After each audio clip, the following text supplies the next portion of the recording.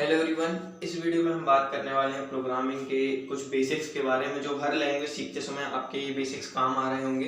इस वीडियो में हम जो बेसिक्स की बात करने वाले हैं उनमें हम इंक्लूड करेंगे हमें प्रोग्रामिंग की क्यों ज़रूरत है, हमें लैंग्वेजेस सीखने की क्या ज़रूरत है, हम कंप्यूटर हमारी लैंग्वेजेस को कैसे समझता है, उसके बाद हम कुछ प्रोग्राम डेवलपमेंट स्टेप्स यानी किसी भी प्रोग्राम को लिखने के लिए जो एक आइडियल स्टेप्स होते हैं जो अगर आपने ये स्टेप समझ लिए तो आप एक पर्टिकुलर प्रोग्राम किसी भी लैंग्वेज की हेल्प से लिख सकते हो।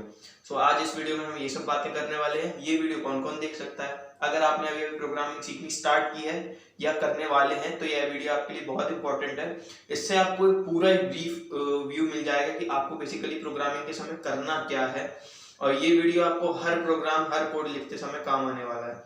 सो बिना किसी देरी के स्टार्ट करते हैं इस वीडियो को। सबसे पहले यार, जैसा कि मेरा क्वेश्चन था कि प्रोग्रामिंग सबसे पहले जैसे आप सबको पता है क्या होता है, कोड लिखना, कोडिंग। ये आजकल सब जगह यूज हो रहा है, चाहे वो वेबसाइट बनाना हो, चाहे वो ऐप बनाना हो, या कोई एक ऑपरेटिंग सॉफ्टवेयर या एक पर्टिकुलर सॉफ्टवेयर गेम्स बनाने से लेके हर जगह हमारे पास कोडिंग का यूज किया जा रहा है। सो प्रोग्रामिंग की तो हमें नीड है। अब प्रोग्रामिंग करने के लिए हमें एक पर्टिकुलर तरह की लैंग्वेज सीखनी पड़ती है। जैसे आप लोगों ने सुन रखी होंगी सी++, Python, Java, JavaScript and so on. इस तरह की जो लैंग्वेजेस है, आखिर इनकी जरूरत क्यों पड़ती है? सो यार, इसके पीछे का जो रीजन है वो ये है कि कंप्यूटर जो है हमारी नॉर्मल बोलचाल वाली भाषा तो समझता नहीं है। जैसे हम घर में अपने छोटे भाई बहन से बोल देते कि जा छोटू जाके पानी ले आ, वैसी कुछ भाषा तो हमारा कंप्यूटर हमसे समझ नहीं पाएगा। उसको समझाने के लिए हमको कुछ एक पर्टिकुलर तरह की लैंग्वेजेस की जरूरत पड़ती है, और वो लैंग्वेजेस होती हैं हमारी हाई लेवल लैंग्वेजेस, जो कि यही सी++ और पाइथन वगैरह हैं। और कंप्यूटर काम करता है लो लेवल लैंग्वेजेस पे। ठीक है। सो हमको सबसे पहले लैंग्वेजेस में सबसे हमको जरूरत पड़ती है लैंग्वेज की। और जो हम लैंग्वेज टाइप करते हैं, यानी जो लैंग्वेज हम यूज करते हैं कंप्यूटर को समझाने के लिए, वो लैंग्वेजेस कहलाती हैं high level language. High level language. और हमारा कंप्यूटर काम करता है लो लेवल लैंग्वेजेस पे। हमारा कंप्यूटर जो काम करता है वो काम करता है लो लेवल लैंग्वेजेस पे। सो अब यहां से यहां तक आने की जो जर्नी है उसमें हमें कुछ तरह के स्पेशल सॉफ्टवेयर हेल्प करते हैं। अब देखिए, हमको जो चीज लिखनी थी, जो चीज हमको कंप्यूटर से आउटपुट चाहिए था, उसके लिए हमने कोड तो लिख दिया, पर अब कंप्यूटर को कैसे पता चलेगा कि जो हमने हाई लेवल लैंग्वेज लिखी है उसका उसके भाषा में क्या मतलब है? उसको समझाने के लिए बीच में ट्रांसलेटर की जरूरत पड़ती है। उन ट्रांसलेटर्स को हम नाम देते हैं लैंग्वेज प्रोसेसर्स। Language processors. उन ट्रांसलेटर्स को हम नाम देते हैं लैंग्वेज प्रोसेसर्स। अभी लैंग्वेज प्रोसेसर्स क्या होते हैं? लैंग्वेज प्रोसेसर्स बेसिकली कुछ नहीं, एक तरह के ट्रांसलेटर या एक तरह का ऐसा सॉफ्टवेयर जो हमारे द्वारा लिखी गई हाई लेवल लैंग्वेज, को कंप्यूटर के समझ आने लायक भाषा में कन्वर्ट कर देती है, वो होते हैं हमारे लैंग्वेज प्रोसेसर्स। अब लैंग्वेज प्रोसेसर्स हमारे पास कितने तरह के हो रहे हैं? वो हमारे पास हो रहे हैं, सबसे पहला है कंपाइलर, उसके बाद है हमारे पास असेंबलर, उसके बाद है हमारे पास इंटरप्रेटर, उसके बाद है हमारे पास इंटरप्रेटर। सो ये तीन तरह के लैंग्वेज प्रोसेसर्स हैं। इनमें से हम कंपाइलर और इंटरप्रेटर की वर्किंग अभी समझेंगे। ठीक है।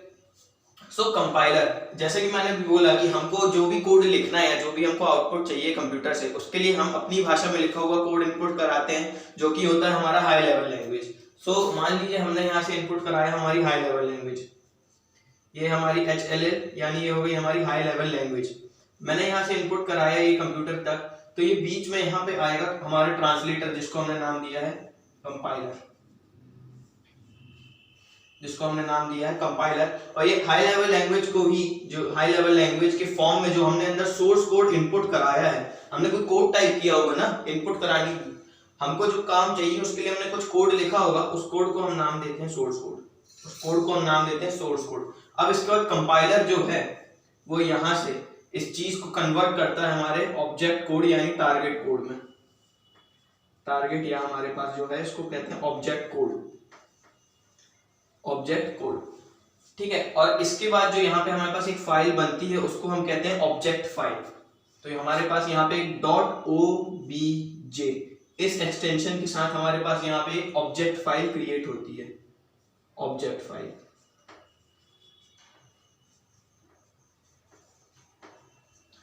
पर क्या यहीं पे आके हमारी प्रोग्रामिंग खत्म होती है? नहीं, ये जो सोर्स कोड कंपाइलर से होता है, यहाँ पे टारगेट कोड जनरेट हुआ, यानी जो हमारे पास ऑब्जेक्ट कोड यानी एक ऑब्जेक्ट फाइल जनरेट हुई है, ये फाइल हम रन नहीं करते हैं, ये फाइल रन होती ही नहीं है। जो फाइल रन होती है वो कहलाती है एग्जीक्यूटेबल फाइल। और इस ऑब्जेक्ट फाइल से यहाँ पे एग्जीक्यूटेबल फाइल बनाने के लिए बीच में एक मैकेनिज्म और आता है जिसको हम नाम देते हैं लिंकर। ये ऑब्जेक्ट फाइल इस लिंकर से होते हुए एग्जीक्यूटेबल फाइल बनती है जिसका एक्सटेंशन होता है .exe, और यही फाइल जो है वो रन होती है और उसके बाद हमारा कोई एक पर्टिकुलर प्रोग्राम चलता है। ये .exe फाइल के साथ एक्सटेंशन वाली फाइल्स आपने कई बार अपने पीसी में कहीं ना कहीं देखी होंगी, यही वो फाइल्स हैं जो चलती हैं। ठीक है, सो ये वर्किंग थी हमारी पूरी कंपाइलर की। अब कंपाइलर और इंटरप्रेटर, जो हमारे पास कंपाइलर और इंटरप्रेटर की जो हमने बात की अभी हम डिस्कस करेंगे, दोनों में डिफरेंस क्या है। यहाँ आपने देखा हाई लेवल लैंग्वेज से पहले ऑब्जेक्ट फाइल बनी, फिर वो चीज जाके लिंकर में फिर एग्जीक्यूटेबल फाइल बनी। पर जो हमारा इंटरप्रेटर है, इसमें हम जब हाई लेवल लैंग्वेज यानी हम जब सोर्स कोड डालते हैं, सोर्स कोड को जब हम इनपुट कराते हैं, तो यहां से ऑब्जेक्ट फाइल ना बनके सीधे एग्जीक्यूटेबल फाइल बनती है। यहां से सीधे एग्जीक्यूटेबल फाइल बनती है, बीच में एक्स्ट्रा में लिंकर की जरूरत नहीं पड़ती है। सो ये मैं आपको क्यों बता रहा हूं, ताकि जब आप प्रोग्रामिंग कर रहे हो तो आपको पता हो कि जो आप सोर्स कोड यानी जो आप कोड लिख रहे हो वो कहां से किस प्रोसेस से होते हुए आपके पास आउटपुट दे रहा है। ओके, स्क्रीनशॉट लेना चाहे तो आप ले सकते हैं। सो हमने अभी बात की कि कंपाइलर और इंटरप्रेटर हमारे वर्क कैसे करते हैं, कैसे हम अपनी बात समझाने के लिए कंप्यूटर को हाई लेवल लैंग्वेज में इनपुट देते हैं, और कंपाइलर या इंटरप्रेटर जैसे लैंग्वेज प्रोसेसर्स उनको कंप्यूटर में समझ आने लायक भाषा में कन्वर्ट करके एग्जीक्यूटेबल फाइल फाइनली फॉर्म करते हैं, जिसको हम रन करके हमारा प्रोग्राम चला सकते हैं। अब हम बात करते हैं यार, कोई भी मान लो हमें कोई पर्टिकुलर प्रोग्राम बनाना है, उसके लिए कुछ पर्टिकुलर स्टेप्स होते हैं जिनको हम कहते हैं प्रोग्राम डेवलपमेंट स्टेप्स। उन स्टेप्स को हम समझते हैं, उसके बाद उनकी वर्किंग को समझते हुए हम अलग अलग लैंग्वेजेस में सेम प्रोग्रामिंग डेवलपमेंट स्टेप्स को अप्लाई कर सकते हैं। इन्हीं स्टेप्स की हेल्प से हम सीखेंगे कोई एक लैंग्वेज और हमसे आने सारी लैंग्वेज लगेंगी। इस चीज को मैं आगे और अच्छे से एक्सप्लेन करूंगा। सो अब हम देख रहे हैं प्रोग्राम डेवलपमेंट स्टेप्स।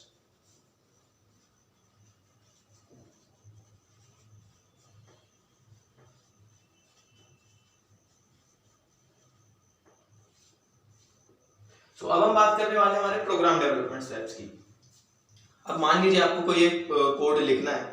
सबसे पहले आपको लगेगा एक एडिटर एक बेसिकली कोई भी एक नॉर्मल से टेक्स्ट एडिटर हो सकता है जिसपे आप अपना कोड एटलीस्ट टाइप कर सकते हैं, उसको डिलीट करके उसको कॉपी करके कहीं और पेस्ट कर सकते हैं। सबसे पहले आपको एक कोई ना कोई तरह का एडिटर लग रहा होगा। मैं सबसे पहले हमको सबसे पहले कोई एक एडिटर लगेगा जहां पे हम अपना सोर्स कोड लिखेंगे।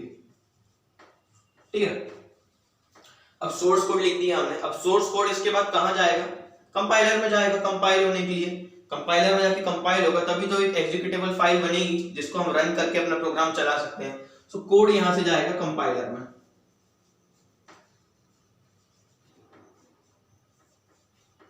पर होता क्या है, कोड सीधा कंपाइलर में नहीं जाता है, कोड पहले जाता है प्री प्रोसेसर यूनिट में। क्यों जाता है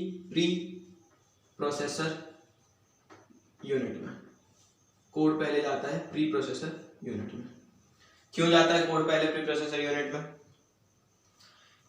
इस चीज के बारे में अभी आगे बात करेंगे। अब यहाँ पे कंपाइलर पे चला गया। अब इसके बाद फिर हमारे पास चीज जो सामने आती है वो हमारी होती है एग्जीक्यूटेबल फाइल।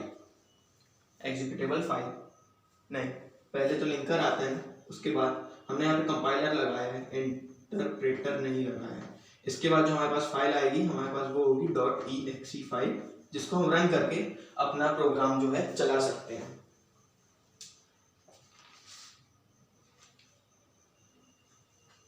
समझ आ रहा है? अब यहां से हमने सोर्स कोड डाला। प्री प्रोसेसर का काम क्या है? प्री प्रोसेसर का काम ये है कि आपने जो सोर्स कोड लिखा है, प्री प्रोसेसर का काम ये है, आपने जो उसमें कुछ फाइल्स यूज की हैं, आपने जो उसमें फंक्शंस यूज किए हैं, उन सबको वो पहले इंक्लूड करेगा, उन सबको वो पहले जमा इकट्ठा करेगा कि अच्छा इसने ये फंक्शन यूज किया है, ये फंक्शन इस फाइल में, तो इस फाइल को पहले इंस्टॉल कर लो, इसने ये फंक्शन यूज किया है तो इस फाइल को पहले इंस्टॉल कर लो, इस फाइल को ऐड कर लो या इंस्टॉल कर लो। ये काम होता है प्री प्रोसेसर का। अभी जब हम हमारा पहला सी का कोड लिखेंगे तो उसमें आपको प्री प्रोसेसर की वर्किंग काफी अच्छे से समझ में आ रही होगी। ओके, एडिटर हो गया, प्री प्रोसेसर हो गया। यहाँ पे हम एक तरह से लिख सकते हैं मॉडिफाइड सोर्स कोड। हमने हमारी भाषा में सोर्स कोड तो दे दिया था, पर अब जो हमने फंक्शंस यूज किए हैं उन वो फंक्शंस का यूसेज किन हेडर फाइल्स, वर्ड यहाँ याद रखिएगा, हेडर फाइल्स, किन फाइल्स या किन फंक्शंस के साथ यूज करना है, वो काम है अपना प्री प्रोसेसर का। सो हम इसको बोलेंगे मॉडिफाइड सोर्स कोड, क्योंकि उसने अब एक्स्ट्रा फाइल्स भी इंस्टॉल करनी है मॉडिफाई करके। इसके बाद ये मॉडिफाइड सोर्स कोड जाता है कंपाइलर में। अब मान लीजिए आपने कुछ कोड लिखे हैं और उसमें कुछ एरर आ गई, उसमें किसी तरह की कोई एरर आ गई, तो ये कंपाइलर आपको फिर से भेज देगा आपके एडिटर पे कि लो भैया एरर आ गई है, आप पहले वो एरर सुधारो, उसके बाद हम आपकी लिंकर से होते हुए .exe फाइल बनाएंगे। आपने कभी न कभी कोड होते देखा होगा, कोड खुद कभी न कभी अगर किया होगा तो कई बार होता है ना कि जैसे एरर आ गई किसी चीज के लिए कि आपने ये चीज गलत लगा दी, ये चीज एक्स्ट्रा लगा दी, ये चीज सही नहीं लगाई, तो वो चीज कंपाइलर बताते हैं भैया कि आपने एरर की है, तो वो आपको ले जाकर फिर से एडिटर पे बिठा देता है, लो सुधारो। अब आपने सुधार करके भेज दिया, मान लो इस बार एरर नहीं आई है, एरर नहीं आई है तो आपका ये जो कोड है ये जाएगा यहाँ पे लिंकर पे, लिंकर से बन जाएगी आपकी .exe फाइल, और .exe फाइल ही वो फाइल है जिसको आप रन कर सकते हो और जो आपकी आउटपुट फाइल होती है। सो ये थे हमारे प्रोग्राम डेवलपमेंट स्टेप्स। ये स्टेप्स हर एक लैंग्वेज में हमारे लिए हेल्प करते हैं। ओके, सो अब ये होती है हमारे प्रोग्राम डेवलपमेंट स्टेप्स। तो आपको सबसे पहले तो किसी एक एडिटर की जरूरत होगी, तो वो एडिटर कुछ भी हो सकता है। हम सी के लिए यूज करने वाले सबसे पहले टर्बो C++, ये काफी फेमस एक बेसिक कोडिंग स्टार्ट करते समय के लिए काफी फेमस है, तो हम सबसे पहले वही यूज करेंगे जब हम कोडिंग स्टार्ट करेंगे। ओके, सो हमने अभी तक क्या बात की? हमने अभी तक बात की प्रोग्रामिंग क्या होती है, हमें लैंग्वेजेस की जरूरत क्यों है, कैसे हम अपनी भाषा को कंप्यूटर को समझाते हैं हाई लेवल लैंग्वेजेस की हेल्प से, फिर बीच में हमें कंप्यूटर और अपने बीच में ट्रांसलेटर रखना पड़ता है जिसको हम लैंग्वेज प्रोसेसर्स बोलते हैं। ये लैंग्वेज प्रोसेसर्स किस तरह से हमारे दिए हुए सोर्स कोड को ऑब्जेक्ट कोड में बदल के एग्जीक्यूटेबल फाइल बनाते हैं, और उस एग्जीक्यूटेबल फाइल को हम किस तरह से रन करके अपना प्रोग्राम जो हमने बनाया है उसका आउटपुट कैसे हम प्राप्त करते हैं। और उसके बाद हमने देखी हमारे प्रोग्राम डेवलपमेंट स्टेप्स, कैसे कोई एक पर्टिकुलर प्रोग्राम हम बनाते हैं और वो कैसे पीछे से चल के हमारे पास आउटपुट देता है। टेक्स्ट एडिटर, फिर उसके बाद pre processor unit, compiler, linker और फिर एग्जीक्यूटेबल फाइल हमारे पास आ जाती है। ओके, यहाँ तक बात हमें समझ में आ गई। अब इसके बाद हम बात करते हैं कि क्यों मैंने ऐसा बोला था कि ये जो प्रोग्रामिंग के बेसिक्स हैं अगर आपको ये आते हैं तो आप किसी भी तरह की किसी भी लैंग्वेज में सेम कोड लिख सकते हो। फॉर एग्जाम्पल, जैसे मैं आपसे सबसे पहले अगर एक छोटा सा एग्जाम्पल लूं कि मान लो आपके घर में आपकी मम्मी ने आपसे बोला है कि जा बेटा जाके आलू ले आ और 1 लीटर दूध ले आ, आलू ले आ और 1 लीटर दूध ले आ, ठीक है, आलू एंड मिल्क, मैं मिल्क लिख दूं, ठीक है, मिल्क मैं बोल रहा हूँ 1 लीटर ले आ, ठीक है। अब मैं यहाँ ये मान रहा हूँ कि आप पैकेट वाला दूध लेने नहीं जा रहे, आप खुला दूध लेने जा रहे हो, तो आप डिब्बा लेके जाओगे, ठीक है। सो अब आपको सबसे पहले तो जो सामान लेने जाना है वो सामान आप काय में रख के लाओगे वो चीज देखनी पड़ेगी, आप स्टोर काय में करके लाओगे, किस चीज में रख के लेके आओगे वो देखना पड़ेगा। सो ये जो आपको आलू लेके आने हैं इसके लिए आप एक बैग लोगे घर में जिसको आप थैला बोलते हो, थैला लेके जाओगे, और इस मिल्क के लिए आप एक कंटेनर लेके जाओगे, है कि नहीं? ऐसे ही करोगे ना, आलू के लिए बैग लेके जाओगे और मिल्क के लिए आप कंटेनर लेके जाओगे, ठीक है। आपने 2 चीजें ली, मम्मी ने आपसे बोला बेटा आलू दूध दे, तो आपने बैग उठाया, आपने कंटेनर उठाया, आप चलने लगे। दुकान वाला आपका कोई रिश्तेदार तो होगा नहीं, जाहिर सी बात है, तो आपको तीसरी चीज भी लगेगी, वो है मनी, पैसे भी तो लगेंगे, तो आपने पैसे भी लिए। सो यहाँ हमने किया क्या, मम्मी ने तुमसे बोला था कि तुम आलू ले आओ, दूध ले आओ, तो तुम्हें ये एक प्रोग्राम का मान के चलो, एक टारगेट, एक तुमको ऑब्जेक्टिव दिया गया कि तुमको इस चीज से रिलेटेड प्रोग्राम करना है, तुमको ये काम करना है। तो सबसे पहले तुमने क्या क्या किया, सबसे पहले तुमने दो चीजें फिक्स की कि तुमको लेने क्या जाना है, डन, तुमको लेने क्या जाना है, तुमने वो चीजें फिक्स की और तुमको उसके लिए क्या क्या चीजें लगेंगी, तुमको ये काम करने के लिए क्या क्या चीजें लगेंगी। सबसे पहले तो तुमको जो लेने जाना है आलू और दूध, उनको स्टोर करके लाने के लिए तुमको सबसे पहले एक बैग लगेगा, एक कंटेनर लगेगा और उनको लेके आने के लिए तुमको पैसे लगेंगे, ठीक है। तो यहाँ पे हमने बेसिकली किया क्या, यहाँ पर हमने ये जो दो वेरिएबल्स थे, ध्यान रखना, अब यहाँ से हम चीजें समझ रहे हैं, यही सारी चीजें आपको सारी लैंग्वेजेस में काम आएंगी। यहाँ पे आलू और जो हमारा दूध है ये हमारे वेरिएबल्स होंगे, यही तो दो चीजें हैं जो हमें लेने जानी है, तो यही तो हम इनको बोल दें यार ये दो चीजें वेरिएबल्स हैं, और इनके लिए हमने यहाँ पे स्टोरेज बनाई, हमने यहाँ पे इनको स्टोरेज बनाई, हमने यहाँ पे डिक्लेयर किया कि इनको स्टोर कहाँ पे करना है, इनको स्टोर कहाँ पे करना है, हमने दो चीजें बना दी। भैया जी आलू को तो हम इसमें लेके आने वाले हैं, इसको हम इसमें लेके आने वाले हैं, क्योंकि दूध को तो तुम थैले भर के लाओगे नहीं, ठीक है। और उसके बाद हमने एक तीसरा वेरिएबल भी माना जिसकी जरूरत हमको इस ऑब्जेक्टिव को पूरा करने के लिए लगने वाली थी, तो ये हमने एक और वेरिएबल माना। और ये जो हमने पूरी कहानी सोची कि हमको काम मिला, उसके बाद हमने पहले थैला उठाया, डब्बा उठाया, उसके बाद फिर हमने पैसे लिए, तो ये हमने जो पूरी कहानी सोची, जो हमने पूरी कहानी सोची, इसको हम कहते हैं एल्गोरिदम। जो हमने कहानी सोची है ना, इसको हम नाम देते हैं एल्गोरिदम का, एल्गोरिदम। इस ये पूरे जो हमने फ्लो सोचा उसको हम नाम देते हैं एल्गोरिदम। तो अब आपको एल्गोरिदम भी समझ में आ रहा होगा कि एल्गोरिदम होता क्या है। आपको जो कोड लिखना है उसमें आपको करना क्या है, किन किन वेरिएबल्स की यानी किन किन चीजों की जरूरत पड़ने वाली है, किस किस रूप में चाहिए, आपने वो नंबर माने हैं, आपने वो सॉलिड माना है तो उसके लिए आपको अलग स्टोरेज की जगह चाहिए रहेगी, आपने वो लिक्विड माना है तो आपको उसके लिए अलग स्टोरेज की जगह चाहिए रहेगी। आपको डिफाइन करना पड़ेगा कि ये आलू जो है सॉरी वो एक तरह का सॉलिड है तो उसके लिए हमको इस तरह का स्टोरेज चाहिए, और ये जो है मिल्क वो एक तरह का लिक्विड है तो हमको उसके लिए कंटेनर की तरह का कुछ एक स्टोरेज चाहिए। ये सब हमने एल्गोरिदम के अंदर ये चीजें सोच ली, उसके बाद हम अपना प्रोग्राम लिखना स्टार्ट करेंगे।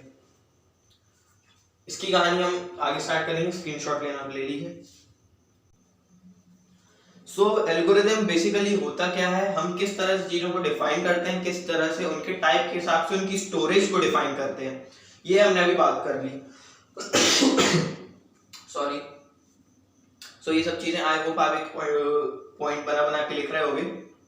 हमने अभी तक क्या क्या बात की, अलग अलग जो चीजें होंगी उनको स्टोर करने के लिए हमको जगह अलग अलग डिफाइन करनी होंगी, और वो किस टाइप की चीजें हैं, वो सॉलिड है तो सॉलिड तरह से डिफाइन करनी होगी, वो नंबर है तो हमको बताना पड़ेगा कंप्यूटर को कि भैया जी ये नंबर है, और अगर वो कैरेक्टर है यानी वो किसी तरह का वर्ड है तो हमको वो भी डिफाइन करना पड़ेगा कि किसी तरह का कैरेक्टर है।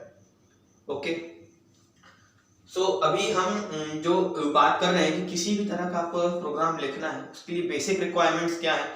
अगर आपने ये अच्छे से समझ ली, और लैंग्वेज तो इसमें बहुत बाद में आती है, उससे पहले आता है एल्गोरिदम डिजाइन करना और लॉजिक बनाना कि आपको अगर ये काम चाहिए, अगर मैंने आपसे बोला भैया ये दो नंबर्स का सम करके बताओ, तो आपको लॉजिक पता होना चाहिए कि मुझे कैसे करना है। कैसे करोगे, पहले तो दो नंबर डिसाइड करोगे, फिर उसके बाद सोचोगे अच्छा इसको यूजर से इनपुट लेना है कि मेरे को पहले से डिफाइन करना है।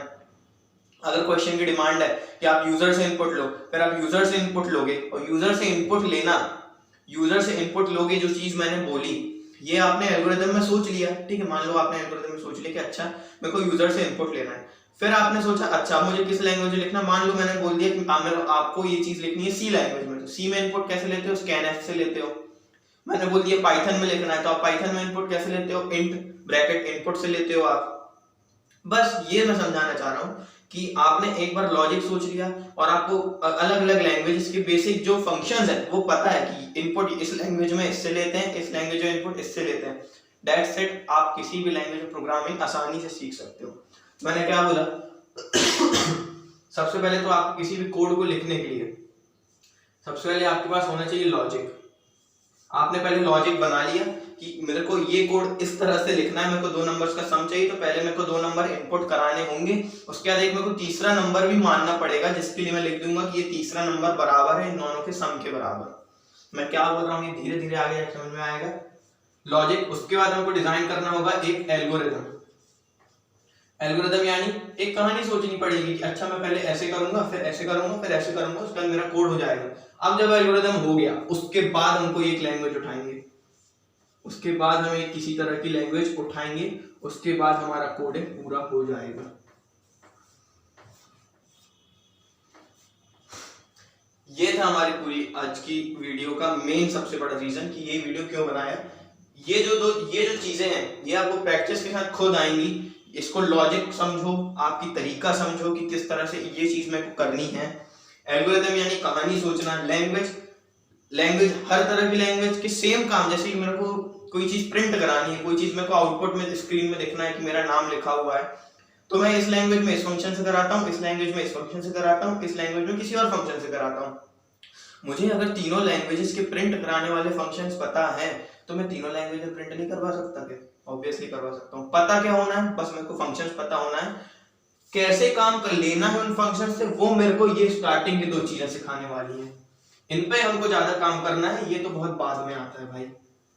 ठीक है, आई होप ये वीडियो आपको काफी हेल्पफुल रही होगी। लॉजिक और एल्गोरिथम तो हम हर लैंग्वेज सीखते समय डेवलप करते जाएंगे। हम अगले वीडियो से स्टार्ट कर रहे हैं हमारी पहली लैंग्वेज, जिसको मैं सी लैंग्वेज बोल रहा हूँ। सो सी लैंग्वेज हम पढ़ना स्टार्ट करेंगे नेक्स्ट वीडियो से। Till then see you, have a good day, bye bye.